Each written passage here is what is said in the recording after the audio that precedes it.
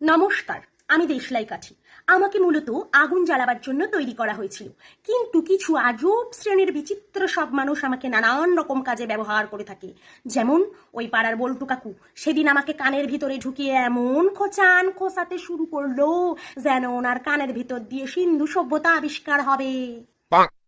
সুনীল কাকু মাংস খাওয়ার পর আমাকে খোঁজে, তারপর আমার সাদা অংশ ভেঙে দাঁতের ফাঁকে কুচিয়ে অবশিষ্ট মাংস বের করে আনে।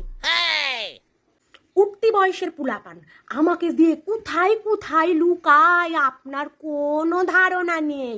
হ্যাঁ, বল্টুদার ছোট ছেলে 1 সপ্তাহ ধরে হাগে না।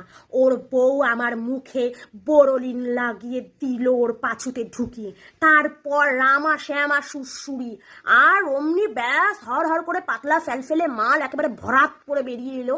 আমি একদম ওর ভিতরে ঢুকিয়ে নাকানি সুবানি খেলাম। ও মা, আমাকে আর তুললো না, এমন বিশ্বাসঘাতক।